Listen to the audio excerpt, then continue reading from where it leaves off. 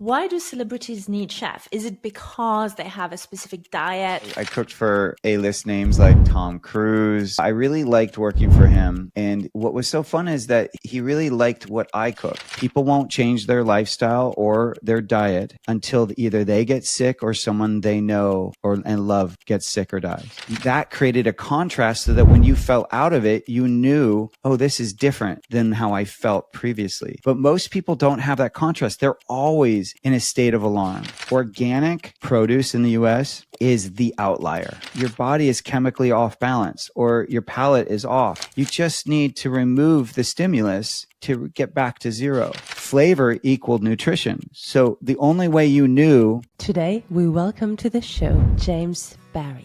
James is a celebrity chef with over 2 decades in the culinary field, who started as a private chef cooking for celebrities such as George Clooney, Gerard Butler, Barbara Streisand, and John Cusack. James is CEO and founder of the organ-based superfood seasoning Plug. James is also a published cookbook author, having co-authored the recipes in Margaret Floyd's book Eat Naked and Dr. Alejandro Jonger's book Clean 7. He authored the cookbook The Naked Foods Cookbook. He's the host of the podcast Everyday Ancestral.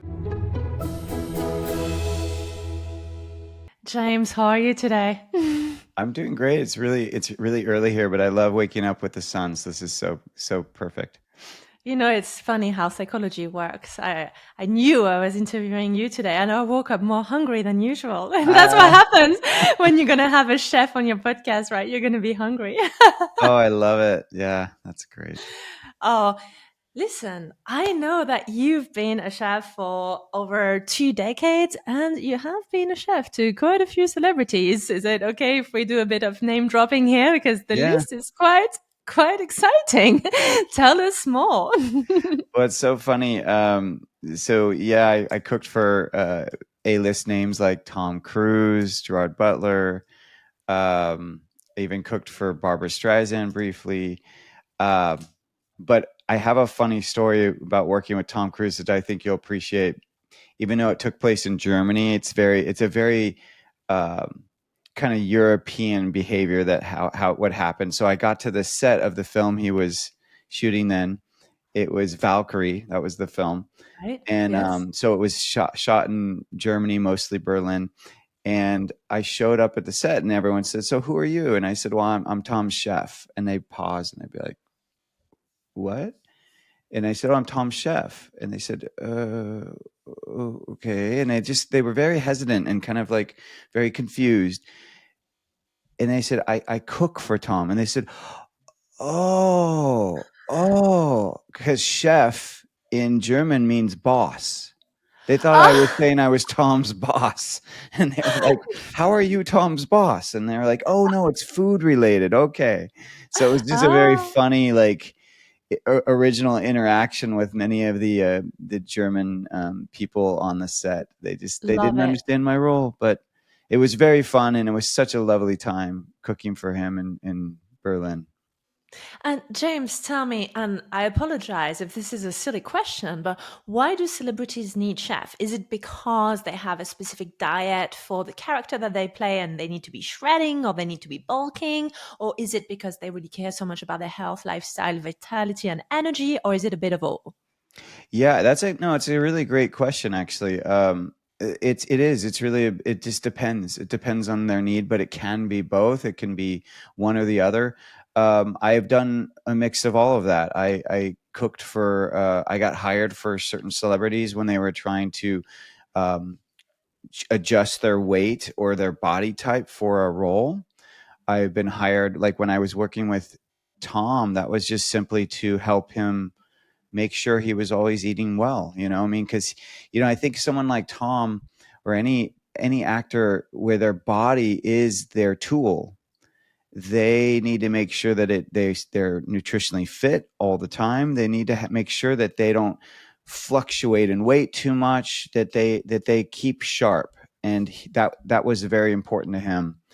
And Mm. so he had a team of people. I was just one of many people who he had to ensure that his lifestyle, that his health was being met, needs were being met. Love it. Can we get any reveals? Anything that you can tell us about what he likes or doesn't like? Well, it is funny. It is funny. Like, it's been a while now. So of course, I cooked for him for about 2 years, but it was a long time ago. So I, of course, don't know what he's eating now. But what was so fun, I really liked working for him, and what was so fun is that he really liked what I cooked. It wasn't about this is what we want you to cook for him. That they really kind of regarded what I was bringing to the table. And I remember the first time I actually met him, he was like, "Are you the one that's?" He was asking me very specifically about this one dish that I made that was this kind of like crispy chicken, but it was made with. It was cooked in coconut oil. It was cooked, in more proper fats. It was also not breaded with wheat. I used like a mix of brown rice flour and arrowroot, and it had this ginger sauce to it. I mean, it was really light and not kind of heavy the way that some fried foods can make you feel. And he was asking me about it. So, he clearly resonated with the food I was making and was curious, because he thought it was so good. Love it. Yeah. And now I'm sure now that we've spoken about the fact that you cook for celebrities that want to modulate their weight, I'm thinking about all the ladies listening to the show thinking, what do you cook for actress that want to lose weight? Well, how it all started is when I got back to LA from culinary school. I went to culinary school in New York. But when I got back, that was kind of how I started to get well known, was because I would start cooking for just not even necessarily celebrity. I mean, I did cook for a few celebrities initially. One was a CBS newscaster, so they were doing the news, and they were fairly prominent in LA at the time. And then a TV actress named Mariska Hargitay, and then there were a few other kind of just women that were, families that had children that were struggling to lose that baby weight. And I started cooking for them, and it just melted right off. And here's the secret of what I did. Everything I made was from scratch. I didn't use any ultra processed foods.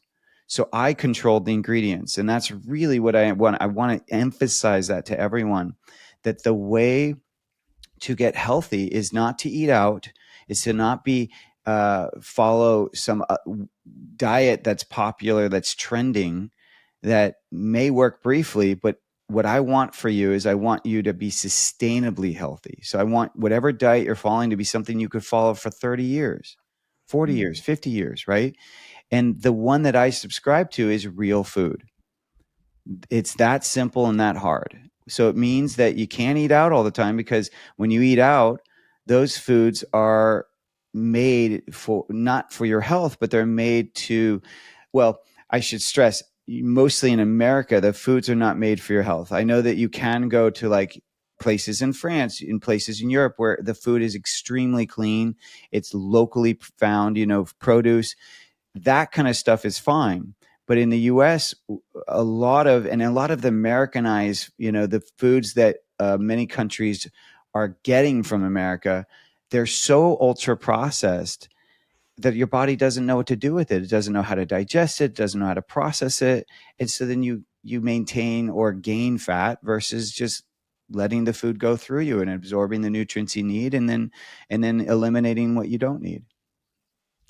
I know, right? And it has a lot to do with the worry and hurry culture. Oh Because yeah. for folks I work with, and I think we could talk about this, the biggest pushback that I get, James, from optimizing their nutrition, which is something that's really, really close to my heart, is, but I don't have time. I need to rush to the office, need to get the kids to school, need to feed the dog. I need to just to drop off, then I need to be on time, need to be switched onto my laptop, don't have time for lunch, don't have time for dinner, have to do all the emails, have to meet my KPIs, rush back home, take the underground, tube, metro, however you call it, and then we start all over again. And so in that container, in that kind of lifestyle, how does one optimize their nutrition?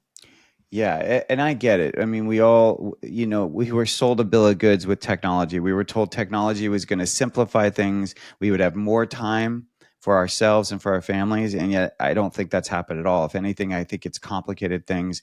We have overexposure of information that's even more confusing and more stifling. This episode is brought to you by our very first show sponsor, capturebee.io.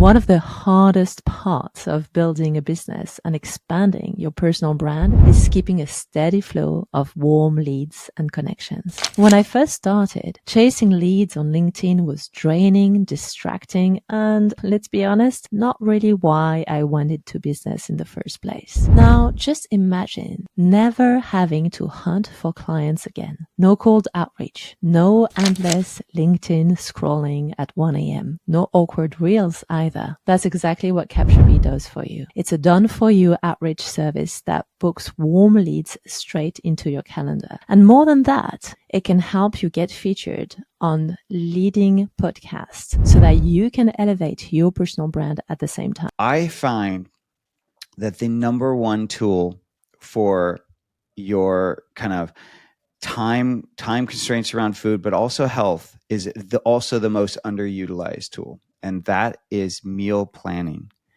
Meal planning really does move the needle. So you take a little bit of time, one day a week, to figure out, what am I eating that week? And it's no different than planning your week for your business. Treat your business plan just like your health plan. So, or I should say, treat your health plan just like your business plan. So what I want people to do is just grab your favorite cookbook, grab your favorite food magazine, whatever it is, go through it, and whatever recipes you find that look good or are attractive to you, write them all down. But then I want you to open up your calendar and look at your week, because you have to combine both of them. You have to look, okay, will I have time to actually cook food on this day? And if you don't, then that is a slow cooker day. It doesn't mean you have to eat out. It just means you should do a slow cooker or a pressure cooker day, which means that what you do in the morning is you throw all the food in the pressure cooker or the slow cooker, you put it on a timer, and then you set it to be ready for when you're done with your day. It's really that easy, but you want to adjust your meal planning based off of your schedule, not just randomly picking food and just going, oh, well, that's what I'm going to do. Because if you can't fit it into your day, then it's not worth it. And what's also lovely about meal planning is when you create that grocery list from the meal plan, there's no junk food on it, because it's not part of the recipes you're making. So you're not making emotional, impulsive purchases at the grocery store. You're not basing things off of, oh, well, it's on sale, I think I'll get that bag of chips. It's like, no, if it's not on the grocery list, then you don't buy it. So you actually also make better choices at the grocery store. Mm-hmm. I love that you said that. And I think very often we're totally disconnected to our natural habitat. And the reason I mentioned that is because I had a very wholesome upbringing in the south of France with a mom who cooked. So 4 kids running around with a mom whose primary role was looking after us. So lots of time to cook, and very in tune with health and ancestral recipes. So I ate a lot of organs growing up. And my mom always cooked from scratch. She never fed us anything processed. But then I became an attorney, and everything that I learned from mom that I took for granted and assumed was just going to stick with me for the rest of my life, I just kind of put in the garbage. So I started to eat out of packaged food. I started to eat on the go, grab my coffee and run to the office and have like this cereal bars and protein shakes replacement and all this disgusting ingredient filled non-food food. And my health started to fall apart. I went through a major burnout episode. I was always living out of delivery food, eating out of packages, probably was riddled with microplastic and all the rest. And it's so interesting to me how I was totally disconnected at that point to my upbringing. And it took getting my health to a zone of a total burnout and collapse to actually relearn what I knew intuitively from my mom, and reintegrate those tools into my busy corporate life once again. But I just wonder whether you have a similar experience, or whether you've noticed as well a little bit of an alienation between sort of nature and forgetting where food is being sourced, especially when we have those busy corporate lives. Oh yeah, absolutely. There is such a disconnect, uh, the the fact that most kids don't even realize that pork is from a pig, for example. Like, we're sold, particularly here in the U.S., when you buy any kind of meat, most people, it's broken up. There's no skin, there's no bones, so it's not in the shape that it is when you get it from the animal. So there's very much disconnect from source. And then when you're purchasing all the pre-made, ultra processed, anything like that, you have no idea of what's been done to it to achieve that shape or that consistency. And then we have to remember that anything in the grocery store is designed for shelf stability, because if it's perishable, then you have to sell it faster, and then if it doesn't sell, then you're out that money. And grocery stores send it back, and then they charge you for what they didn't sell. So as a business, shelf stability is key, and that's why so many ultra processed foods have all those stabilizers, those preservatives, those items in them to make sure that they will last a long time on that shelf. Now, sadly, when you think about it, what is one of the things that happens when you want something to be shelf stable is you have to remove as much moisture from it as possible. So you also get lots of foods that are very dry, and not, let alone that they have ingredients that are not necessarily foods, they're preservatives and whatnot, like I mentioned. So what we're really looking for is fresh food. We're looking for food that is an ingredient versus has ingredients. But mostly, I think the emphasis needs to be is the why. Why are you doing, like, whatever your job, whatever your career is, why are you doing that career? Is it to burn out? Is it just to basically live your life working really hard and then dying? Like, there's got to be a good, solid grounding why. And I hope that part of that why is you, like that you are a vessel, a beautiful vessel that's here on this earth to do good, to do something, to deliver something of value to the rest of the world. And to do that, you have to be healthy. You cannot be out at a less than, you can't be at a burnout. You have to be healthy. The idea of you got to put the oxygen on yourself first to then help everyone else on the plane. You have to be doing that as well. I remember, in the 90s and then in the early 2000s, it was all about multitasking, right? Everyone was like, oh, do multiple things at once and you'll go further. You'll be able to do more. And we quickly learned that's not true. When we're multitasked, we do everything average. There's nothing we excel at. And the same thing goes when we overwork. We just burn out. And what happens when you burn out? I mean, I experienced this when I had my first business. I had a meal delivery service, and I was working. I never had time off. I worked. Even when I was on a vacation, I had to work, and I usually would work all the way till like 2 a.m. So I was getting maybe 3 to 5 hours of sleep a night, maybe. And what happened is I gained weight. I never exercised because I didn't have time. I didn't make time. I also lost my creativity because my brain was just operating at a level of just survival.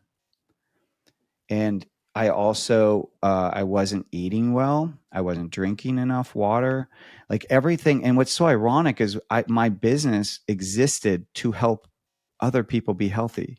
But who was the person suffering in that situation? It was me.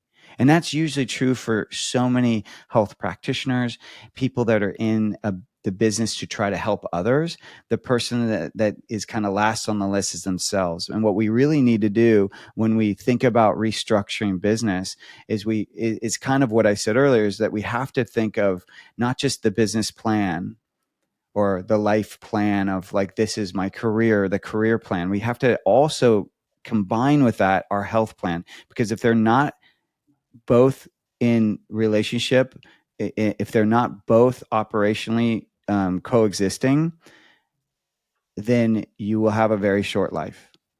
And you also can't just be all about health unless that's your business, because if you're all about health, then maybe you're not providing services for, you're not being of value to society, right? We want to find that balance of taking care of ourselves, but also supporting community and being a part of society. Because if you think about it ancestrally, no one would ever isolate. We were always part of a clan, part of a group, always. So it's part of human nature. And so if you only are out there for yourself, you're only doing for yourself, then you're really not living your full potential, and you're not really stepping into your own humanity, because we're not designed to isolate at all. I love that you said that. And I just really want to pose that because this is so connected to food. Growing up, I have never eaten a single meal on my own. It was either with siblings or with mom, or I want to say dad, but he was busy working.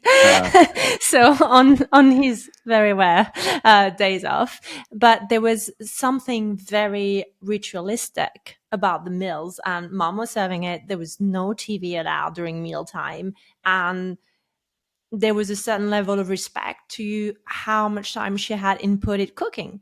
And now I see kids being raised in front of smart TVs and being fed in front of TV, and not emitting any judgment. I know parents are really busy and we do the best we can with the tools we've got, but we also do that as adults, right? Eating in front of the smart TV. I did this for years. That my favorite way to disconnect, so to speak, after a long day in the office was just to switch on smart TV and just grab some food, wolf it down while I'm being entertained. I really had no idea what I was eating. And what I've noticed is I would eat more, savor it less, and not be as mindful. Right. So in terms of how quickly I would get my food down my stomach, it was so much quicker because you're not paying attention.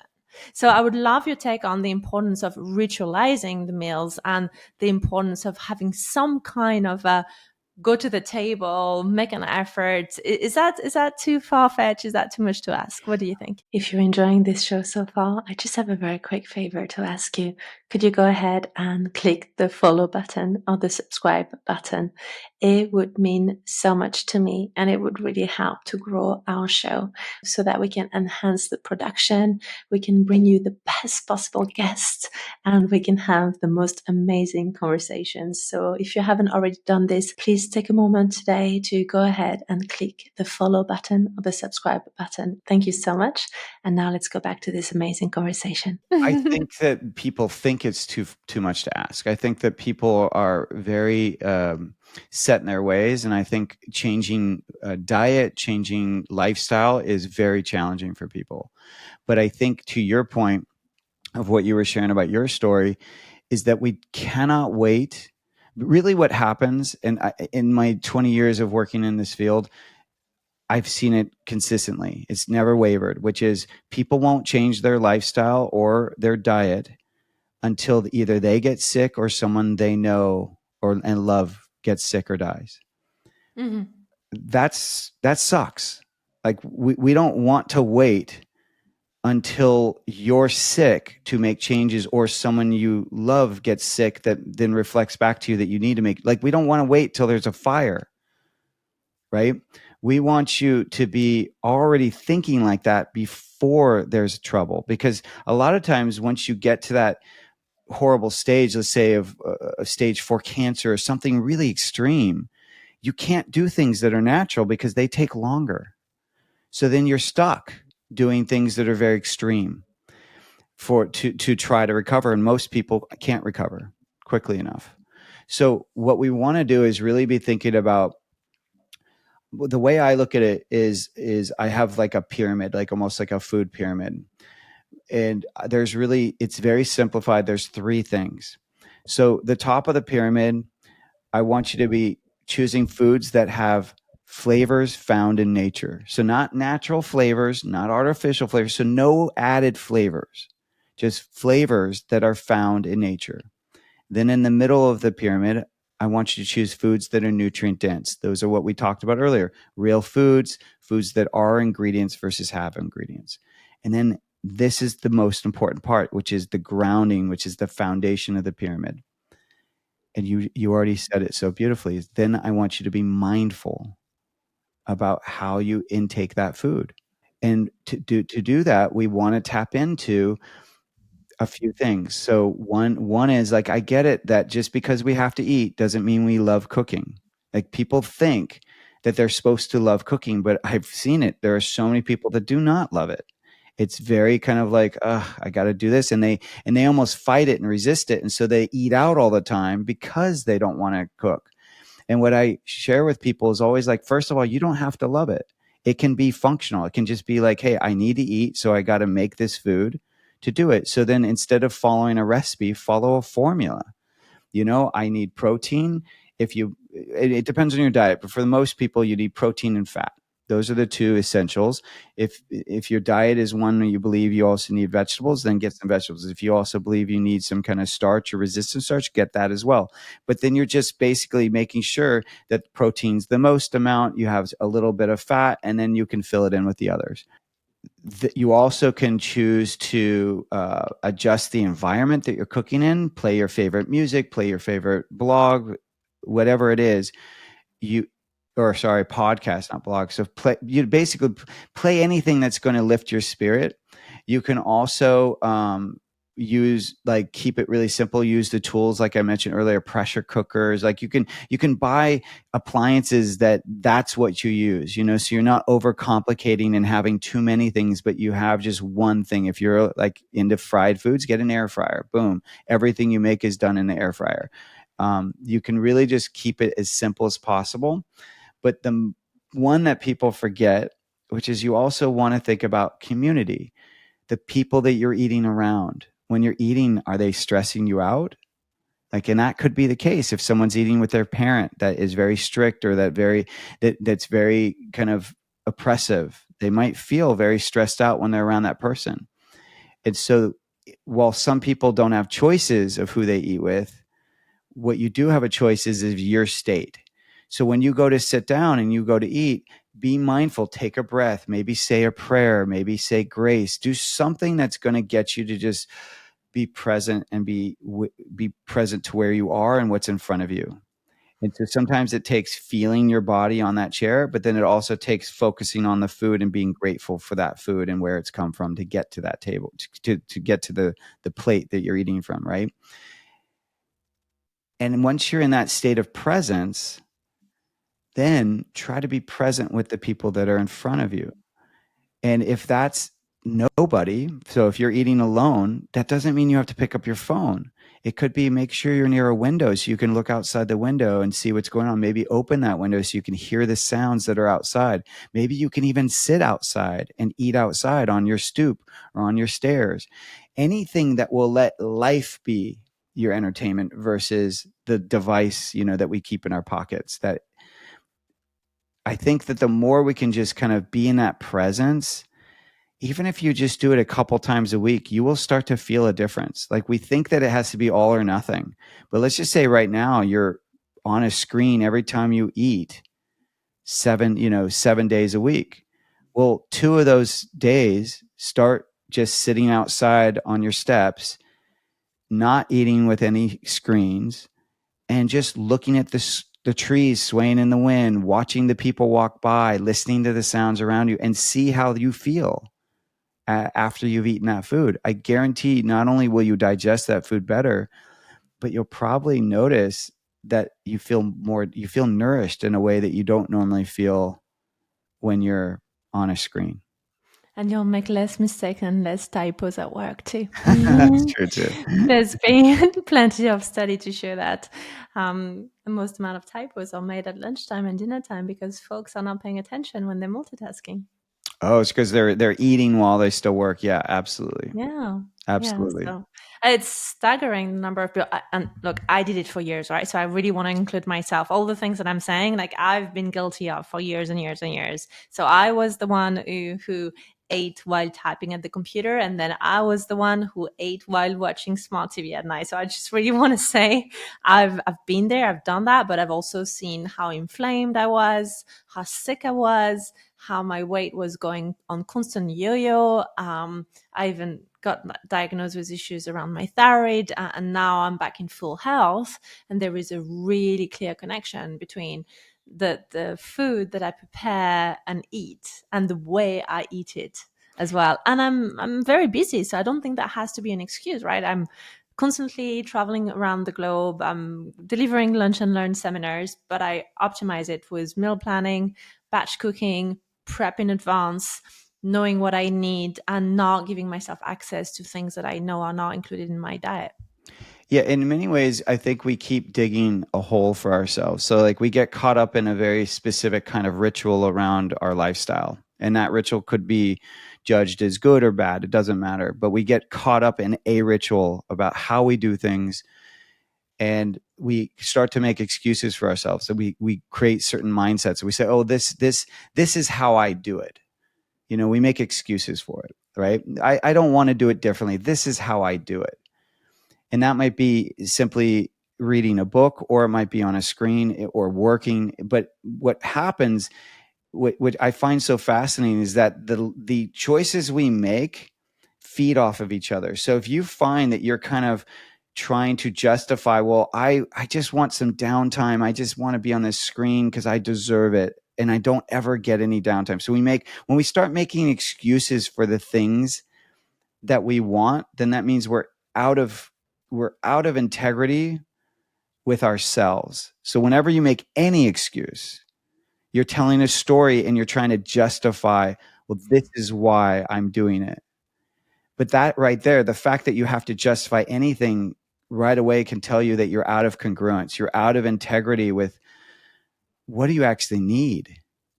Because if you're needing to watch something when you're not working, that means that you're overworking because you feel things are lopsided, right? Or if sometimes we disappear when we're eating because we don't feel good in our bodies. And so we're making poor choices when we eat, and we don't want people to see what we're eating. And we also don't want to feel what we're eating. So we're almost trying to disappear in those moments. So the choices that it is really interesting that when we think we can categorize things like, well, this is what I eat and this is how I work and this is how I sleep, that they're all different, but they're all connected. Your mindset, how you treat yourself, how you feel in your body is going to dictate the choices you make. And it's going to dictate not only the foods you eat, but how you eat the foods. Mm-hmm. And so what I offer to people is that it does not have to be extreme, that we can do very simple things to realign. And really the question then is, well, what are we realigning to? Well, we're realigning to our humanity. And I have a podcast myself called Everyday Ancestral, and it's so interesting. I've had over 50 conversations with people, and these are from people of all walks of life. And yet they all kind of boil back down to 4 basic things. And this is what I believe is our humanity. We need to think about community and who we are around. And that could be when we eat or when we don't eat, but the people we surround ourselves with. Movement, any kind of movement, daily, eating the things you eat, how they're going to dictate how you feel, and then sleep. Those are the 4 things. So community, food, sleep, and movement. And really what we're saying is stress, sleep, nutrition, and exercise, right? So any kind of those 4 things is going to work. It doesn't mean you have to go to the gym for an hour. It could simply be every time I eat, I go for a 15-minute walk. For sleep, I go to bed at the same time every night. I wake up at the same time every morning. But just finding that regularity there, for example, you'll start making better food choices because you won't feel so erratic. You'll start that regularity will start to move you towards other regularities. So we want to step into the outcome. Our desired outcome should be the motivation for the choices we make. And I love that you refer back to ancestral wisdom. I actually don't know that I've mentioned this before, but I initiated my coaching many years ago before I became a clinical hypnotherapist with primal health coach method. So very much that's rooted fantastic. in the ancestral wisdom. I'm a big fan of Mark's work, and I've followed him for years. So that's why I wanted to be part of the primal health movement and be a primal health coach. And it's so fascinating how that connected the dots again between how I was brought up and what I stopped to do. And I could see a clear connection between when I got sick is when I stopped doing the things that I was doing as a little girl, right? So I had such a strong immunity as a little girl. I was never sick. I've been traveling the world, eating anything out of markets and probably very dodgy food. But I never got sick. But then when I was working 90 hours a week, eating out of plastic delivery, I got sick, right? So that to me says it all. And how beautiful too. I think it's really important to honor, like, if had you not had that reset awareness or that youth of how you grew up, if you didn't have that, you wouldn't have known, you wouldn't have had contrast. So most people, I found this really fascinating. I was speaking to this one woman who was very overweight, schizophrenic, like she had some mental issues going on, and it was diet for her. So she went full carnivore and then eventually lion diet, which is really an elimination diet. And then you're focusing just on animal product, right?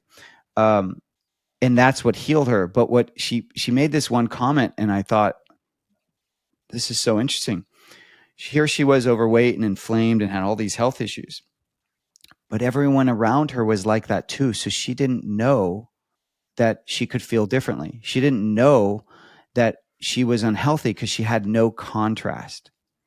So the fact that you had grown up, the way you did, that created a contrast so that when you fell out of it, you knew, oh, this is different than how I felt previously. But most people don't have that contrast. They're always in a state of alarm. They're always inflamed. They think that health, they think that the sleep issues they have, the skin issues they have, the thinning hair, whatever it is, they think that that's normal. So one of the most effective ways for change is to unnaturally create contrast if you can.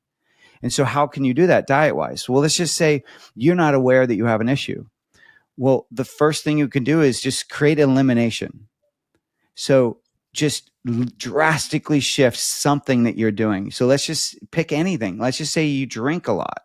I drink every night, let's just say, right? I'm drinking alcohol, wine, whatever it is. So now you're aware of that. So now just drastically say, okay, for 2 weeks, I'm not going to do any alcohol. And that will create a contrast. Well, that will then help you go, oh, how do I feel in my body when I'm not drinking alcohol? But some of people, they need that extreme contrast to then realize that they can feel differently.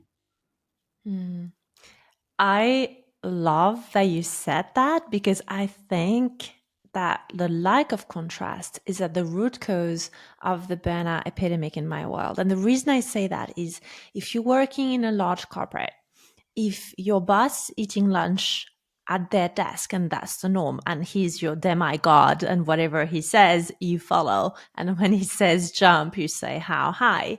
If your colleagues are overweight or don't work out and that's not the norm, if your wife or your spouse is always worried, always on their phone, not eating in a wholesome manner, then there is no contrast. So then the norm becomes the state of unhealthiness. Absolutely. Therefore, you stay there for longer, right? Absolutely. And you become, like you said, if everyone is working till 2 a.m, like many lawyers do when they're first starting out, if they're all 2 eating, is early. oh, It's is a that early? part-time Sorry, job. 5 a.m. We do all-nighters. We don't sleep. I There mean, you who go. sleep? Come on, James. But so you're dead on though. It's like if everyone is doing it, you think it's the norm. There's no contrast. But here's the reality: you will get more done than the person that's staying up all night, that's eating from their desk, that thinks they're getting more done, that they're moving faster, further, and covering everything they need to cover. The person that just keeps the regular schedule, that gets the full 8 hours of night of sleep, that's eating regularly, so eating at the same time throughout each day, and eating the real food, they will get further than the other person in the same duration of time, guaranteed. But obviously you have to pick more than 2 days. Like I'm saying, like, let's say within a 3 to 6 month span, that person who's more regular will get more done, be healthier, happier, and really be a better person to be around than the person that is burning the candle at both ends. Guaranteed. 100%, 100%. And now I'll tell you the key ingredient that I believe was missing back when I burnt out is I added a whole lot of things into my diet. Think, the energy drinks, the extra caffeine, the processed fats, the silly protein shakes and energy bars. But you know what I didn't eat for a good 6, 7, maybe 8 years of my life? Organ meat. And I grew up on them. My mom has this belief that whatever needs optimizing, you need to eat. So, if we had like any kind of urinary tract infection or anything like that, we will eat kidneys. Or if we had allergies, she would make us kidney because she knew that that was really good for allergies or going through seasons. I was literally brought up on lamb's brain. My mom would fry the brains. It's so yummy. If Why you're anyone's so eaten it, smart. tastes like melted butter. Oh my goodness. I have a story about this, James. Actually, when we got back to school, it was after the summer. I was just a little girl and her headmistress said, "Oh, welcome back. It's, first day at school. I really want to hear what everybody's been up to this summer and where has everybody been eating." So we were talking about summer camps and vacations and eating. And everybody back then in my town was in awe with the fact that McDonald's just opened up. I live in a very small countryside part of the wine region, so it was a big deal that there was a first McDonald's. I think it's a disgrace, but there you go. And so all the kids back then said, "Oh, we celebrate the birthday at McDonald's. We had summer at McDonald's. We our first meal at McDonald's." And they were talking about eating chicken nuggets and fries. And I was like, I don't even know what they're talking about. And so when the teacher asked me, I was like, well, I've been eating brains like my mom makes them. And the teacher called my mom to check in on how I eat because she was a bit spooked that I talked about eating brains in front of the classroom. So I was the odd one out because I was eating brains and they were the normal kids because they were fed McDonald's. That story stayed with me for the rest of my life. It's so good though that you see that as a gift now, because I have 2 young kids, and the older one is definitely recognizing that eating differently is an advantage. She's starting to learn that, but the younger one sometimes feels really frustrated. She's just like, I want to eat the same foods I see everyone else eating. And all we can do is just kind of say, well, but look at your friend. Like, she has a friend right now that has like all these skin issues going on. And I said, but do you see how she's eating? And do you see that she has, we don't say psoriasis, but that's basically what she's got going on. Would you say, do you see how she has all those rashes and the skin stuff going on? And her friend's like, yeah, but I said, well, but do you want that? And she said, no, it doesn't look comfortable. And I said, well, do you think that she's getting that from what she's eating? And since, eating is the thing we do most, we eat every day. So if we ever get any kind of illness or we have any kind of skin issue or anything's going on, that's probably the first place we should look, is the thing that we do the most.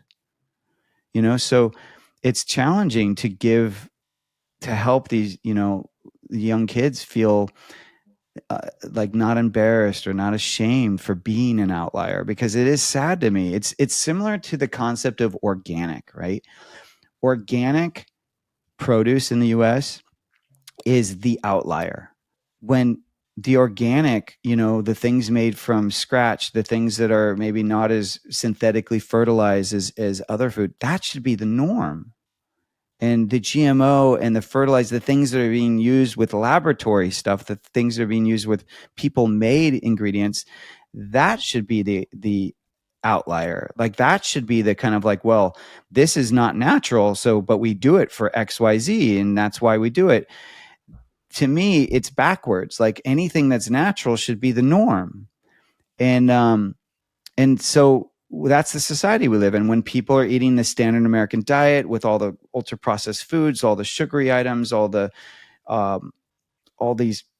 prepackaged, laboratory made, flavor added kind of foods, that's now the norm.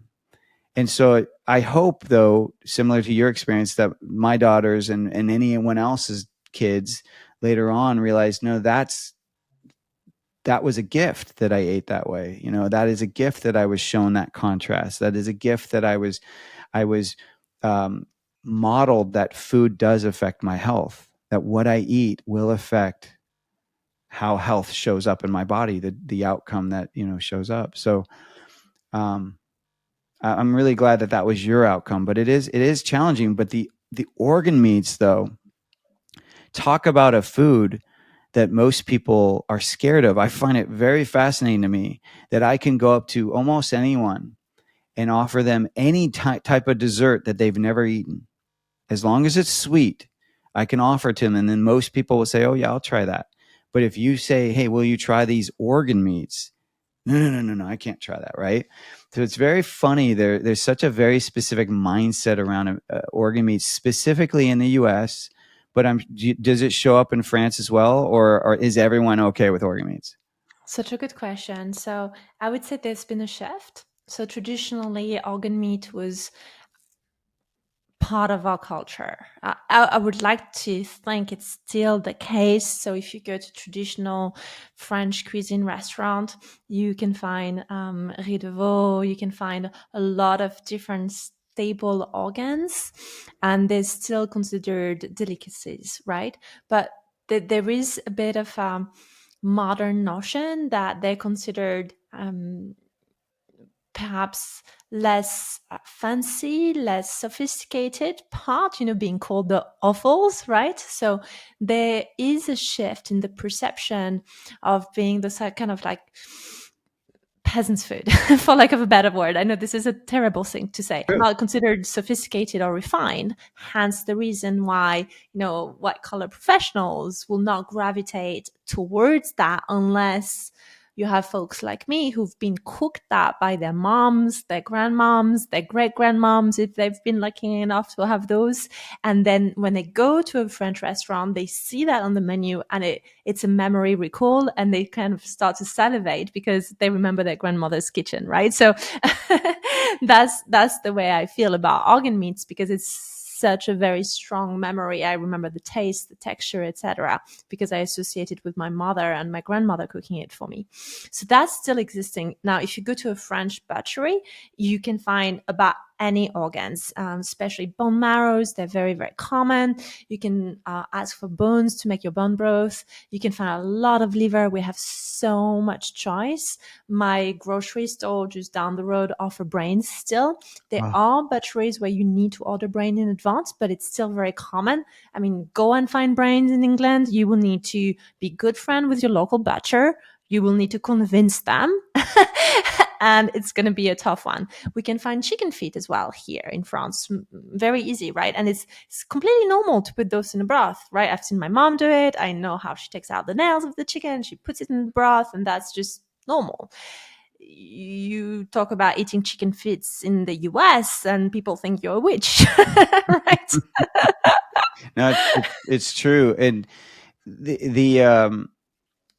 so what you were talking about earlier about, how you would, in your family, you would eat certain parts of the animal to support that health need.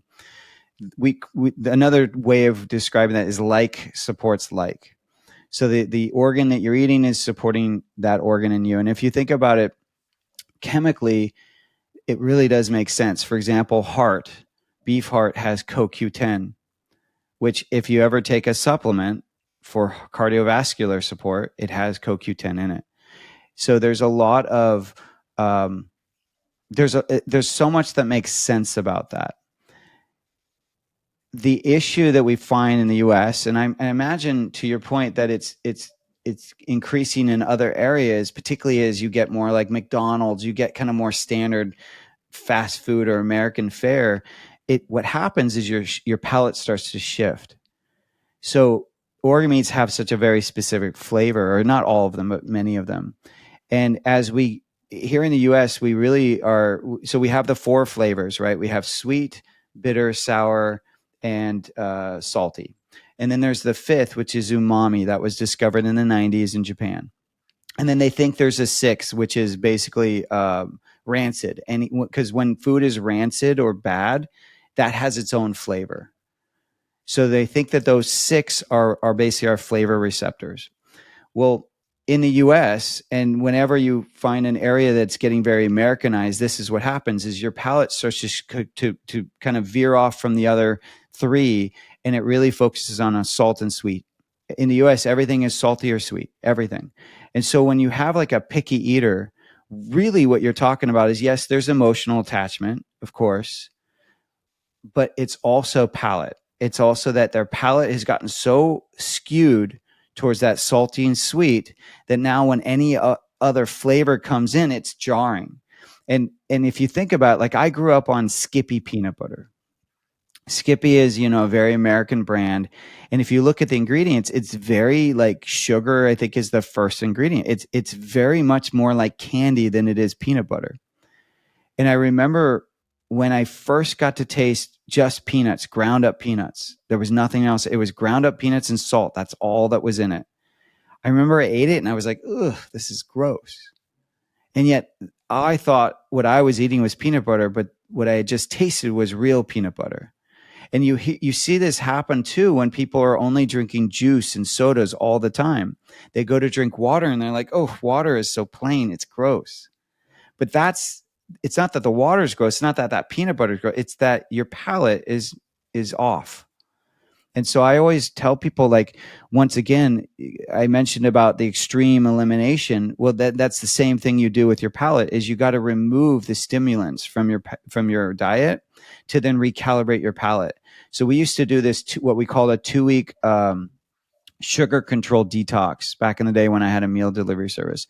And in 2 weeks, so it takes 14 days to shift the palate. That's all you need, 2 weeks. And what we would do is we'd have people remove anything that was sweet. We would have them remove anything, and all starches. So all the three main allergenic foods. So they removed wheat, soy, and dairy. They removed anything that was sugary or sweet. So they could still have some berries, but only like raspberry, blueberry, and blackberry. No strawberries because those were too sweet. No pineapple, no mango, nothing like that. And then we removed most starches. So no potatoes, no pastas, nothing like that. No rice, nothing. And so they were basically eating protein, fat, and then vegetables. And in 2 weeks, people not only lost like tons of weight, not only did they feel better, but their palate got recalibrated. And so people that were drinking, for example, 3 glasses of wine a night before they went in, they could barely finish half a glass. And that's because they could now taste how sweet the wine was. A strawberry went from being, oh, it's just fruit, it's not really dessert, to being, take one bite of that strawberry and you're like, oh, the burst of flavor, how sweet it was suddenly, oh no, this is a dessert.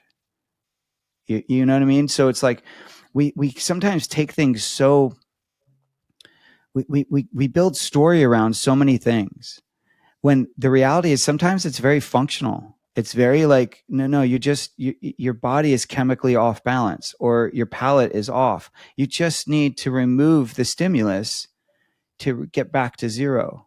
And of course that takes extreme elimination. So, but it's not that long. We can do anything in 2 weeks. Everyone can do that for 2 weeks. It might be hard. It's usually hard the 3rd day, but after that, it's very easy. What's your go-to organ, and where would you consider that someone starts their journey? I'll tell you the one that I recommend typically, because I find that it's a really nice pathway into the organ. It's hard just because it doesn't have such a really strong organ-ish flavor. Like it tastes a lot like meat. The texture is quite regular. And the second one is cheeks, particularly cooked in a really nice jus. I'm thinking like kind of a bourguignon, carrots, onions, bit of red wine, delicious. So I really love those two as sort of pathway to organs for folks that may be very hesitant and maybe on the fence with organs, what are your go-to organs? What do you like to cook most as a chef, and where would you recommend folks to start? Well, not to be a blatant plug, but so I did not grow up eating organs, and yet I recognize when I went to culinary school and learned about it from the Weston A. Price Foundation. They have a book, and I learned about how the importance of organ meats and how they were an ancestral food, and yet I still didn't incorporate them. They intimidated me. It was the flavors, it was the culinary knowledge, all of it. I didn't know where to source them. I didn't know what sourcing to focus on. And yet, as I got older and then I had kids, I was like, this is an important food. This is like Mother Nature's multivitamin. I need to get this into my diet. And more importantly, I need to get it in their diet because I want to shape their palates when they're young so that they will always like these foods.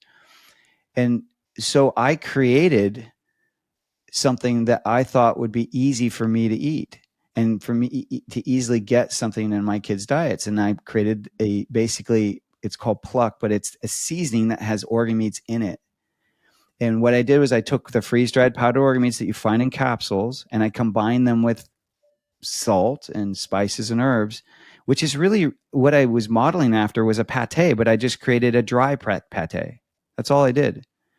And I found that salting my food with Pluck was the easiest way to get it because it solved the taste because it tasted really good. I didn't have to know how to cook. I could put it on anything. I could put it on popcorn, pizza, eggs, whatever. Didn't matter. To-go food, didn't matter.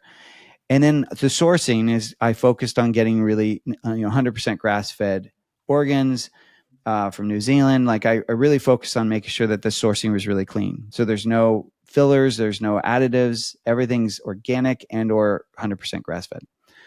So for me and my family, that was absolutely the go-to, and it still is for me.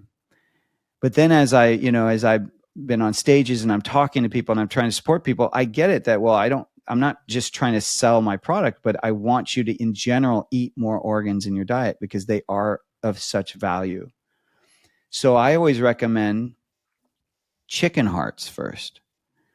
Not just heart, but chicken hearts specifically. And that's because chicken hearts are extremely mild. They're even milder than beef heart.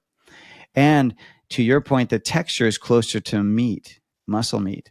So I always recommend chicken hearts because you can also chop them up and put them in a sauce, and people will think they're mushrooms. They won't know that it's a heart because it doesn't have that heart flavor. You're making me salivate. Can I just pause here and say, James, because I come from the region of Bordeaux and Medoc, so that's the wine region, but it's also the region of the duck. So our chicken heart, and the one I grew up on with my mom, is duck heart. So think chicken heart, but add a dash of like the foie gras and the extra fatness of the duck. Oh, it's just so good. So good. And milder than beef heart. Yeah. Yeah. Right. So duck, any poultry, any fowl heart is going to be milder than the beef heart or the elk or whatever. And that's beautiful. And so I always recommend that first. And then if you're going to do beef liver, which is one of the most nutrient dense organs, what I recommend, because here's what's overwhelming about organ meats is really it's not the organ meat itself. It's when the organ is defrosted, when it's just at room temperature. That is what is so overwhelming because it's a lot and it's a different texture. Like if anyone has ever watched liver go to room temperature, it starts to melt. It actually melts on the counter. Muscle meat doesn't do that. So it's a totally different texture and it's got a different water consistency to it. So I always tell people, keep it frozen. Just keep it frozen. And then when you're ready to eat it, pull it out and just grate it. Use a cheese grater and grate it into your food, grate it into your sauce, grate it into your ground meat, but keep the ratio down because you don't need a lot. This is one thing that I think people get really confused by is we think, if I'm going to eat organs, I should eat the same amount of organ that I would muscle meat. And it's just not true because if you think about it ancestrally, when we would go for a hunt, the hunters would usually fast. because their senses were sharpened by fasting. Once they killed the animal, they then need to replenish. So they would normally eat the liver or the heart raw right there. Mm-hmm. And that would be like their medicinal, it would kind of just bring them back to life because they had all those nutrients in it. It's like a shot of nutrients. Well, so then that means once they dressed the animal, brought it back to the tribe, there was no liver or there was no heart. So this idea that we should eat the whole liver or that's the only organ people should eat is just so false. We want to focus on the whole animal. Spleen, for example, has more iron in it than liver does. So it's not about how much you eat. It's about how consistently are you getting a little bit. And that's why pâtés are so beautiful, because pâté is not just usually one organ, it's multiple organs, right? Oh, yes. And it's not the whole. It's not the whole organ. It's some of it mixed with the different, other things, sometimes vegetables or whatever it is, herbs and spices. So it's like, we never eat pound for pound the same amount of organs as we would muscle meat. And so I just kind of suggest to people, so not only can you just grate it and only grate a little bit. So let's just say if you have a pound of meat, you're grating about, I would say 2 tablespoons. So about a fourth of a cup even is the highest I go. So because I find when you do about a 20% ratio, it doesn't affect the texture or the flavor. But if you go higher than that, it starts to really affect it. Like, so hamburgers get kind of slimy. The flavor of the hamburger changes. Most blends that come with heart or liver in them are usually between 7 and 10%. They're not usually that high. But then from there, I would still then choose organs that are more like muscle meat. So I choose the tongue. Tongue is fantastic. The tongue is so good. And we call, in Mexico, they call it lengua, and it's very popular in Mexican culture with the tacos. And it's so good. And it's such a delicate muscle when it's cooked, braised for a long time. And most people won't even realize it's tongue. Like once it's cooked, it doesn't look like tongue. There's the skin, the outside kind of sandpapery skin is removed after it's cooked. And it's just this beautiful, delicate, stringy muscle that's underneath it. That's not only tastes better than the other muscle meat, but it's also cheaper typically. So it's a good way, anyone that says like, oh, it's too expensive. Well, buying organs is cheaper than the muscle meats. So you'll save, your bill will get cheaper if you just start incorporating more organ meats or more whole animal into your diet. And then from there, I would say then start to make organs more like do the kidneys, because kidneys sometimes have like a pea smell. Yeah, Let's be blunt, uric James. acid. I know. Let's be honest. Pea taste, pea smell, and you can do let's things. call a cat a cat. It's I have to confess here, out of all the organs, it is my least favorite one. Yeah. So it's because I can still it's got that. Not my favorite. And one thing you can do is you can soak it. You can soak it in like lemon juice or buttermilk, and that will help a little bit. It's not going to fully get rid of it, but that's where the freeze dry. That's why I do love the seasoning, the pluck seasonings, because we have 5 organs in it. It's got liver, it's got heart, it's got kidney, it's got spleen, and it's got pancreas. And all 5 of those are bringing different supports. Like pancreas, for example, is a natural digestive enzyme. It has other things in it, but it's a natural digestive enzyme. So it's actually helping you digest your food. So we use nature to our advantage instead of creating these laboratory made things. Just use what nature is already providing. And so in that one, the kidney is in pluck, kidney is actually quite high, and yet you don't taste it. So that's where I love taking things that we take kind of the our modern techniques of preservation, which is freeze drying is one of them, and you can then use it to your advantage. Like once you powder it, you can put it you can also, like I said, freeze it, you can grate it, you could just control the amounts, because you won't taste it if it's small amounts. And that's the key, is ratios. And can you use it daily? If it's small amounts, absolutely. But here's the beautiful answer to that. So, and this ties into your previous guest, Dr. Bill Schindler. So your friend. Yeah. As Dr. Bill would say, the body that we're in is Homo sapien. This body was developed hundreds of thousands of years ago. So that means that the communication pathways, the way that our body communicates what it needs and what it wants, were established so long ago. So this idea of the ultra processed foods, or this kind of like things in capsules, that's a new idea. Our bodies weren't designed for these kinds of foods. And this method of getting nutrients, historically or ancestrally, flavor equaled nutrition. So the only way you knew, basically we were trying to achieve two things, two pieces of knowledge when we ate. Is this food going to kill me, or is it going to nourish me? But the only way you knew that was if you ate it or you put it in your mouth, right? That our senses communicated our body's needs. It communicated to our body, hey, this is what I'm about to do. And then your body would communicate back, no, that's poison. That doesn't taste right. That's bitter. That don't do that. Or it would be like, oh, that's really good. Give me more, right? It's communicating, and it's called the neurolingual response. But it only occurs when we eat things. And you have to eat them slow enough to get that communication pathway working. And it's why when you eat your organs, it's pretty impossible to get too much. When you swallow them in capsule form, who knows how much you're getting? That's why sometimes when people take the capsules, they feel nauseous afterwards. I always use the equation of salt. If I put salt on your tongue, your body will tell you when to stop. The first time I put it on your tongue, it's like, oh, that's pretty good. The third time, your body's like, ugh, right? It's like freaking out. And your body is literally, it's changing the way the salt tastes. It's saying, you're getting too much. Stop. If I take a salt tablet, I might take one or two. I get no communication until 30 minutes later. Why do I feel so bloated? Oh, I got too much of something. And anyone listening understands what I'm talking about, particularly when you've taken supplements or tablets or pills, because you're basically delaying any communication for it to happen when it's in your digestive tract.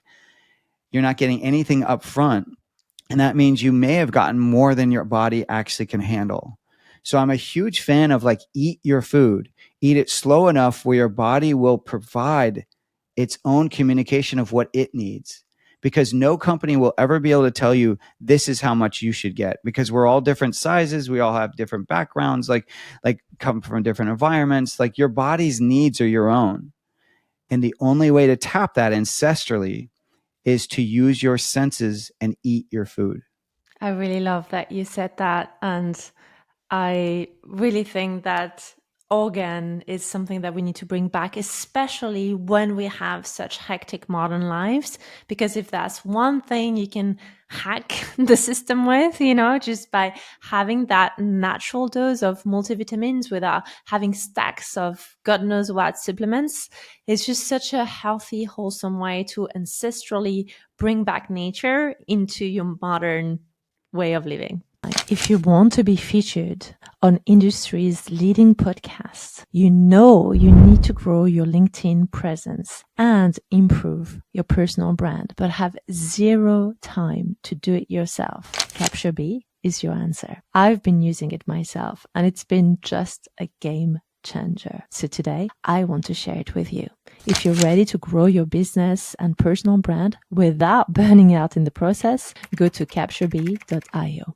Absolutely. And it really does start with being just mindful of what is my desired outcome, and what should I do, or what should I put in my body that will achieve that desired outcome. And so it's not about, I'm not going to tell people this is the diet you need to follow. It's more like you what is the desired outcome you have, and what foods will support that desired outcome. But here's the thing, and we can even end with, is that there's one person in this relationship with yourself that will never lie to you, that will always steer you on the right path, and that's your body. It's not about listening to other people and what they've done. If that helps you get, introduce something new to you, that's great. But ultimately, it's about you try something, and then the information that your body provides is really what you need to follow. So let's just say you're following a plant-based diet. and you're noticing, hey, my body is increasing in size. I'm getting more and more heavy. My skin is erupting. I have more rashes and red skin. And I feel like stuffed all the time. Like I feel kind of like bloated. Well, that is your body saying this is not working. And so you can get on your high horse and be in your, on your soapbox and be like, well, but I do this because of the planet and this and that, and I don't want to hurt animals. It's like, yeah, but your body is telling you it doesn't work. It's not working. And that could be true with carnivore diet. That could be true with paleo. It doesn't matter what diet, but the key is that you want to be always being mindful of what you're putting into your body, but then listen to the outcome your body provides. I'm smiling because as you said that, you're talking about animal diet.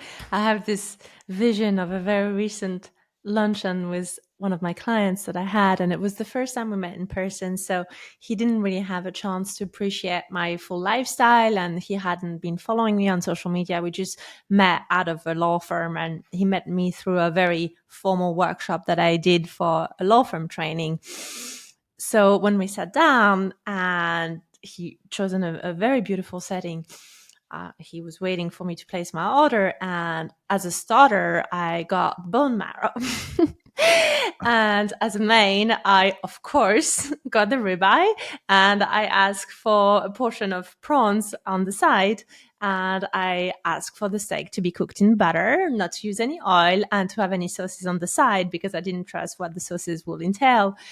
And my clients look at me and said, but I thought you were a health coach. You just did a workshop on well-being in law. I took you here because there is a kale salad and then you can have this, like, I said, kale salad is the last thing you will ever catch me alive ordering in a restaurant.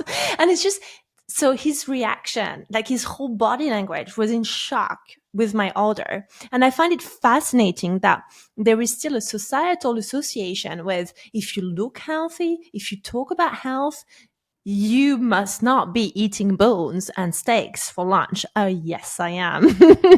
It's finally starting to change, but you're right. Particularly women. There is a yeah, it's a stereotype that women are more plant-based and men eat meat. It's like, it's an absolute stereotype. And it's so lovely seeing all these different women now saying, no, I eat meat. I'm a carnivore. And they're really like proudly kind of like sharing that with the world. And you're hearing more and more how, protein's so important, particularly for women as they age, and then you're hearing more and more women are in the gym lifting weights. Like, so I just love that these kind of stereotypes are being broken. But I do think, yeah, you're right. We're constantly at odds with people's opinions of what they think is healthy, constantly. And what I offer is that I go off of, what does the person look like and radiate? So like, if I were sitting with you and I saw you eating that way, I would be like, well, yeah, she's radiating. She looks healthy. Then what she's eating must be supporting that. Like, that's awesome.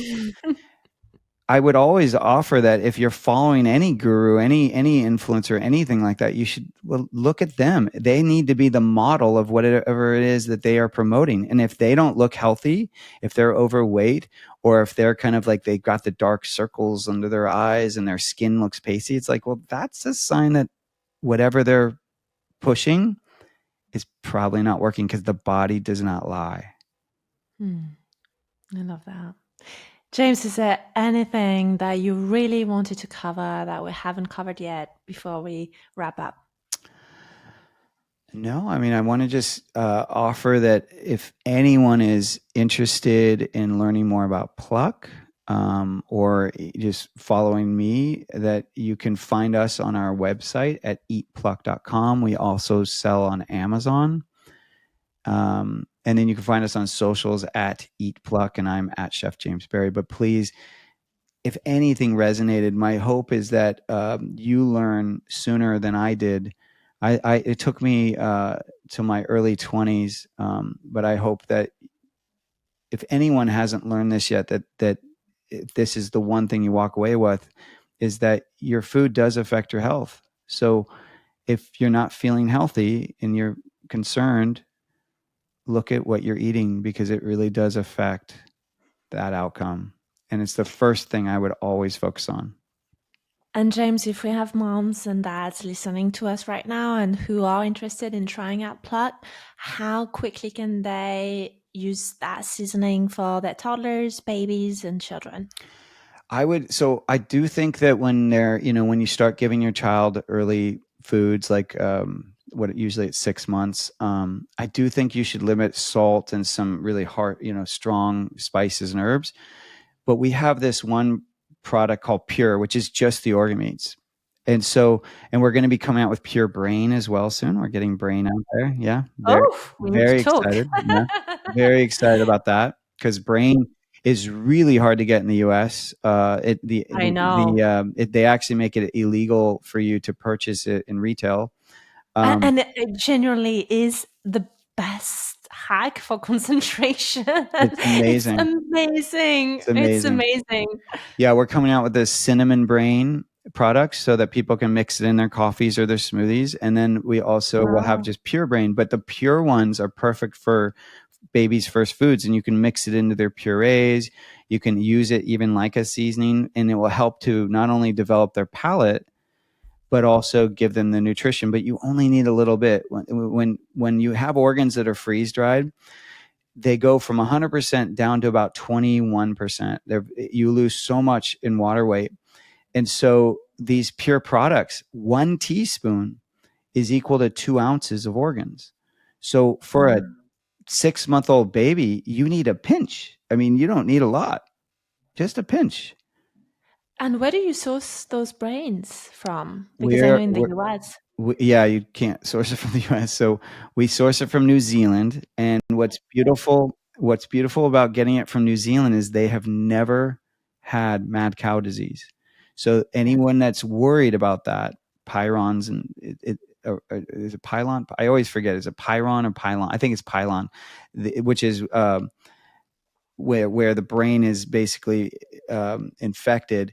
That has never happened in New Zealand, and so there's no concern about. They visually test it, but they don't even have to test it because it's never happened beyond that. So it's an extremely clean source, and I'm just so excited to bring brain back into people's diets, because I really do believe that supports where we have all this dementia, all this Alzheimer's. I don't think that brain will solve that, but I have to wonder, will it help to offset it? I honestly think that brain is a superpower in terms of integrating as an organ from a really good animal source into your diet. I can only speak from my experience, but generally I think it's responsible for my grade A school years, how healthy I was as a little girl, and just the taste of it, this is Yeah, it's surprisingly sweet too, right? It's not. Yeah, oh, it's got like almost a nutty, Nutty buttery and sweet. flavor. And if you cook it well, it just gets really crispy outside and melty inside. So it's got like, yeah, it's really it's great. And so to answer your question, so the pure early for the kids, but then beyond that, once the kids, a year or whatever, that, in eating normal foods and eating garlic and onion and all that stuff, you can use the seasonings. And what I love the seasoning for families, and this is how we use it, is we just put it on the table like salt and pepper. So right. The kids put it on everything, like toast, rice, vegetables, salad, any meat, fish, popcorn, like literally anything that you can salt, you can pluck. And so we just use it. And the key though is to use it daily. And I'm not just saying that to try to sell the product. What I'm advising is that it's micro dosing. We're giving you a little bit at a time, but it's frequently, which is then cumulative effect. So if you don't use it daily, then it's not really going to work. It's the same concept of like back in the day in the US, you used to have your Flintstones vitamins. Well, they don't work really because they weren't very good. But I'm just saying any vitamin is not going to work if you're not taking it daily. And so this is Mother Nature's multivitamin. So you need to use it every time you eat daily, and then you will see the effects, and the effects are phenomenal. better sleep, better skin. No, your brain gets sharper. You don't have foggy brain. Better energy. Better cardiovascular support, immune system support. Like you don't get sick as often. Things like that. It's really incredible. And it's all Mother Nature intended. We don't do anything to it, but it's freeze dried and powdered. That's it. James, I love it. And I'll tell you what, I really hope that one day you and your family get to visit us down in the south of France so that you can try my mother's lamb's brains recipe. How Oh, about I that? would love that. I would love that. I would absolutely love that. I hope we to connect. Absolutely. And same when you come here, we'll have some fun cooking. But and I want to offer too that we have a discount for anyone listening that they can access, and I'll let you give that and provide that in the show notes as well. Amazing. James, thank you so much. It was wonderful to have you on the show. And I'm just going to go and eat because I can't stand it anymore. I'm too hungry. I've got to go, James. Thank you. Thank you. Pluck. It's the first of its kind and an amazingly easy and delicious way for you to get your organ meats into your diet. I've been using it and I have been loving it. If, like me, you love your organ meat, well, then you'll love to have Pluck on the go. It's easy to pack and it's not always easy to cook organ meats when you travel. But with Pluck, that solution is sorted. If you're new to organ meat and the thought of it just makes you feel a bit icky, then you'll love Pluck because it doesn't actually taste like organ meat. Think smoked paprika and delicious seasoning. So I'm very proud to say I've partnered up with Pluck and I am offering you today an exclusive discount for you to go ahead and enhance your kitchen, your taste bud, and elevate your health at the same time. So go ahead and head to Pluck to buy your organ meat seasoning today and use my discount code Charlene. Thank you for spending your time with me today and listening to this episode.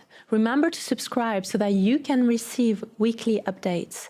And if today's message resonated with you, please remember to share it with a friend, a colleague, or a loved one who could really benefit from this episode.